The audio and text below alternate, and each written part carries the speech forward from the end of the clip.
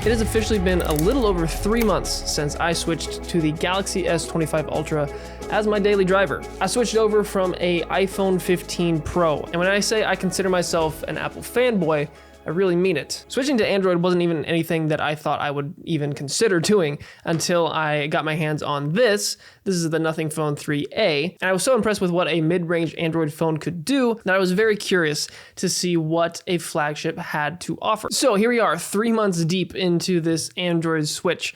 In this video, I'm going to go over what I've liked and what I've disliked. My Android experience has been smooth, I'll put it that way, but it hasn't been that way all the time. So stick around to the end, I'll show you what I mean by that. All right, so let's start with what I've really enjoyed about this device and switching over to Android from iPhone. One of the main reasons why I was even open to doing this and feeling the way I was with my iPhone was just the lack of innovation that Apple has been doing these past few years. That's both hardware and software. Now, don't get me wrong, I still believe iPhones are great devices, but it's hard when you're noticing other companies doing certain things and Apple just kind of staying put to not be just a little bit curious on what the other side might hold. So for starters, one of the biggest things that I've always liked about my iPhone was its design, its construction, its build quality. But I can say confidently that switching over to an Android device in the Galaxy S25 Ultra, Samsung did an absolute phenomenal job with their design on this thing. I mean, it feels like my iPhones did. It genuinely does. It's got the titanium frames, it's got the glass on the back, and it just feels good in the hand. The more rectangular squared edges on this thing are pretty awesome, and I've genuinely enjoyed using this device. That's like one of the biggest things for me is just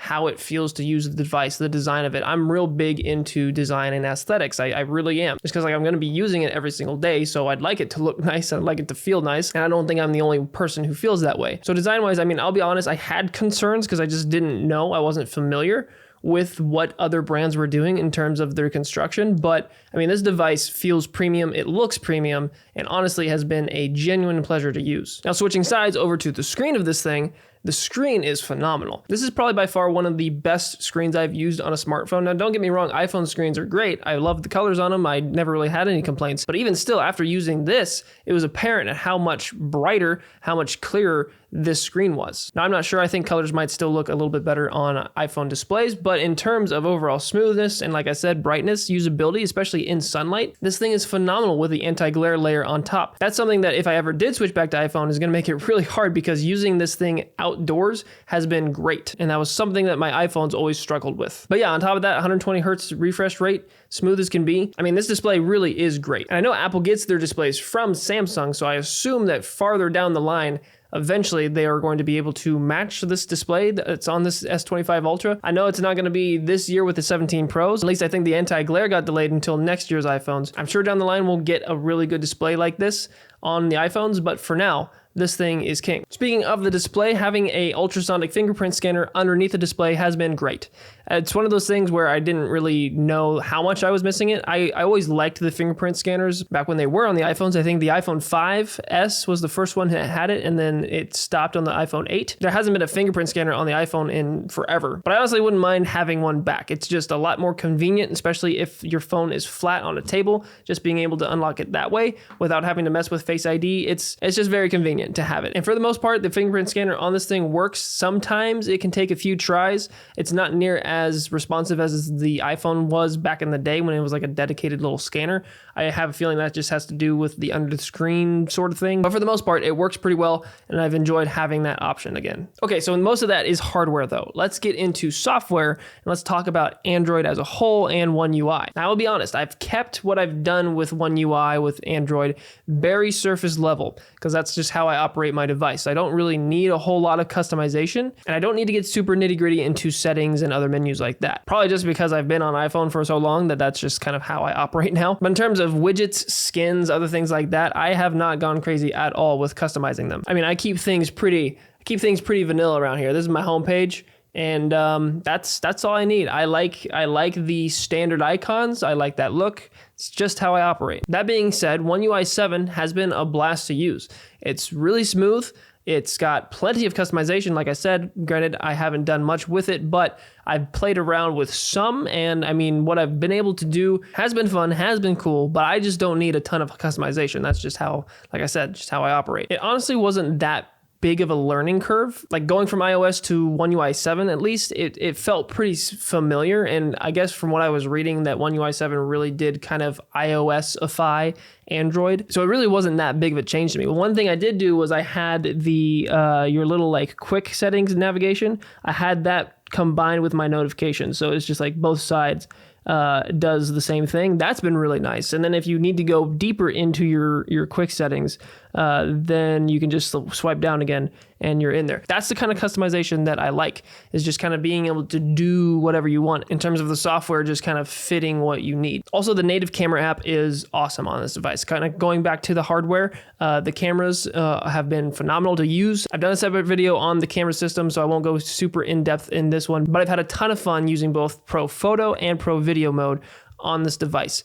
The native camera app gives you tons and tons of settings that you can dial in. It's like I said in my other videos, almost kind of like a DSLR type settings that it gives you. But in terms of navigating the app and just using the camera app, it's been awesome. I really do. I don't find it hard, or I don't find it like not intuitive in any certain way. They did a pretty good job at laying everything out, especially with the Pro modes. It gives you so much information to use, but they did it in a way that's still usable. That and the gallery app, it's laid out in a way that makes sense. And it's the way it should be. It should be categorized with the day, how many the photos are on the day, and as you scroll down, you go farther back in time. That's literally how every photo app should be. And then you have your albums and so on. One of the biggest complaints and one of the biggest pain points I had recently with iOS, specifically iOS 18, was the fact that they absolutely decimated their Photos app. It was just so convoluted for no apparent reason, and they just made it way harder than it needed to be to navigate it in albums, and it was a mess.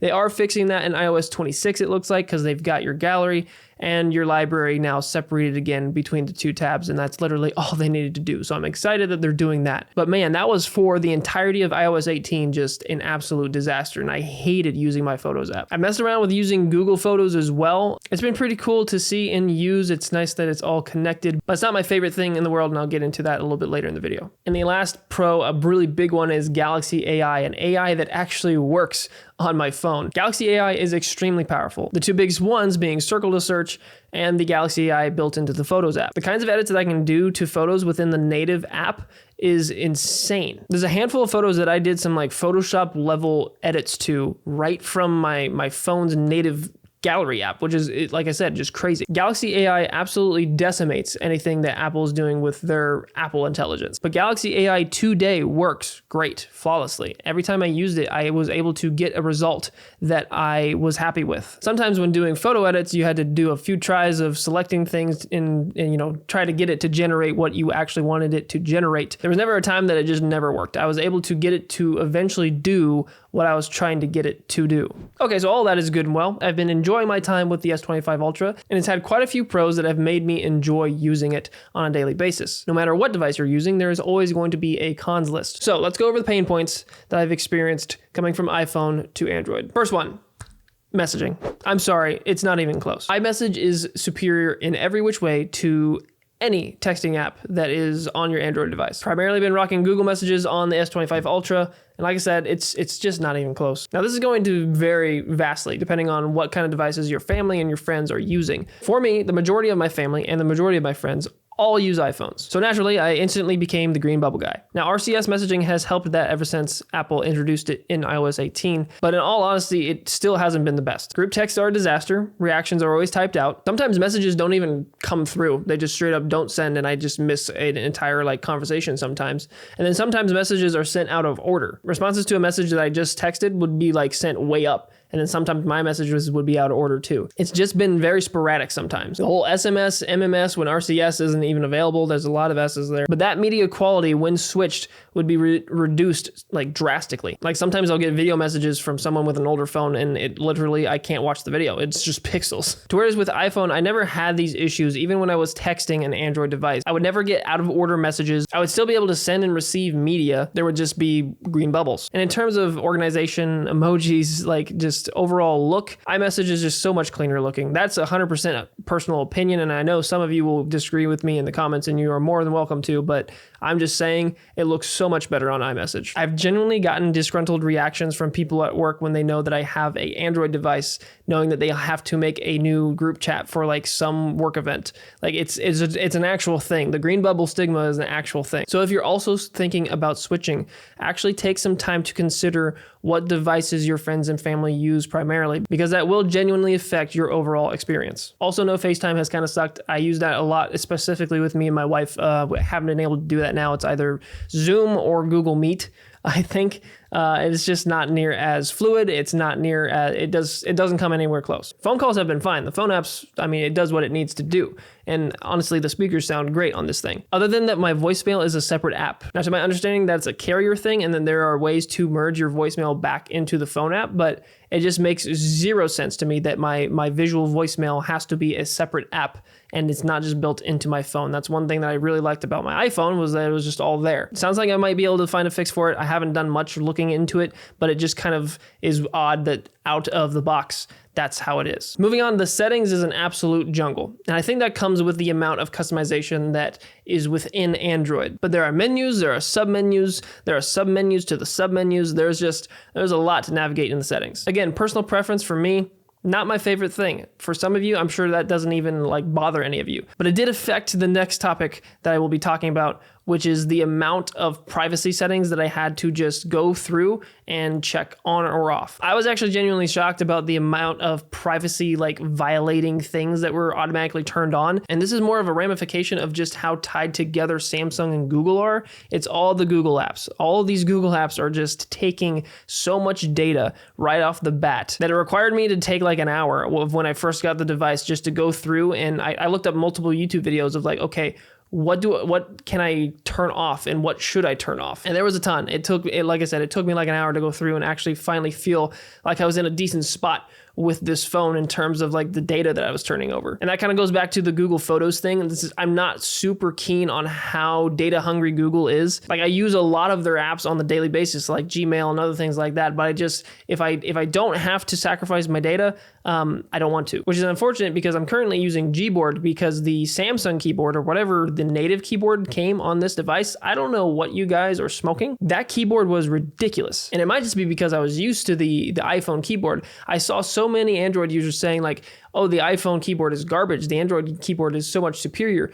I couldn't type on it. This is probably more of a self-roast than I realized, but I genuinely could not type on that keyboard. Gboard is so much better in terms of just using it. I can actually type on it. I'm not making typos and it just works. It just feels so much better to type on. I don't know why the Samsung keyboard was so bad. I could not type on it. I was making so many typos. My wife was getting frustrated with me when I was texting her because like I was sending these just encrypted text messages with all the typos. Like I said, probably more of a self-roast, but that was my experience. The Samsung keyboard was awful. Gboard is much better, but I also learned that it sends certain data, not like your private combos and things like that, but anytime you search something, it'll send that to Google.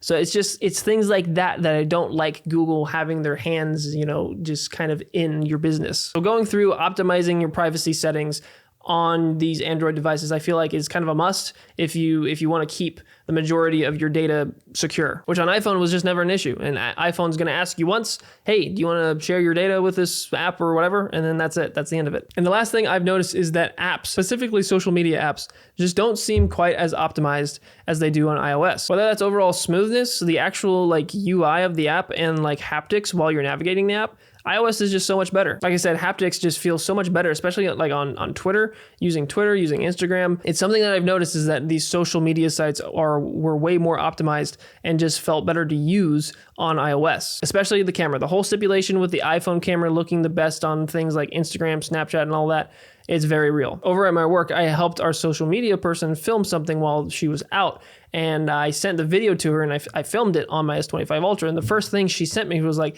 hey, why is the quality weird on this video? And I told her, well, I did film this with a Samsung, so feel free to conclude whatever from that. And I have noticed it myself. Using the in-app camera on Instagram, it just doesn't look quite as good as my iPhone did. So there you have it. 3 months in with the S25 Ultra coming from an iPhone. That is my experience. That is the pros and cons list coming from, like I said, I'd consider myself an Apple fanboy. One thing I didn't touch on was the ecosystem, and I mean, that has been a challenge, but it's only because everything else I own is Apple. I don't have any other Samsung devices to compare the ecosystem, so it wouldn't really be fair for me to say, like, oh, well, it sucks because I can't communicate between my Apple devices. It's like, well, if I had a Samsung laptop or a Samsung watch or something like that, then I'd be able to test it out and let you guys know. So while that has been a pretty big hurdle in terms of like AirDrop and not having like that connectivity anymore, I have had workarounds like local send that have worked just as good.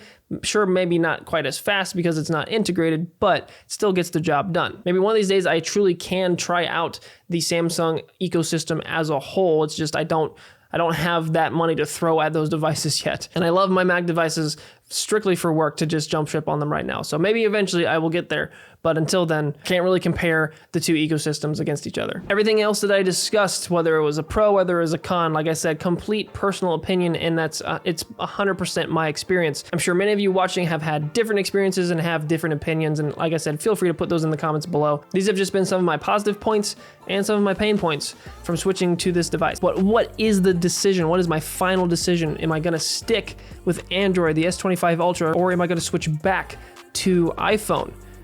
I'm gonna stick with the S25 Ultra, at least for 2 more months. In the first few videos I made of this, I originally said I'm going to stick with the S25 Ultra until the next iPhone comes out. So it's gonna be a full 5 months until September hits, and I'm gonna go ahead and pick up a 17 Pro and switch back to iPhone. But I'll still have the S25 Ultra with me, and that'll be a true comparison because the 17 Pro is gonna come with iOS 26, which is going to hopefully fix some of the gripes that I had with Apple, some of the pain points that I was experiencing with Apple on my 15 Pro. But once I'm able to get my hands on the 17 Pro, get plugged back into iOS, use it a little bit, see, do I miss the S25 Ultra or did I miss iOS and I just want to stick with iOS? It's kind of the whole point of this experience. I'm getting myself time with the S25 Ultra before I switch back to iPhone on a supposed to be more refined model of what I was using. And then hopefully a few months after that, I'll have a nice video to make on my experience between the two devices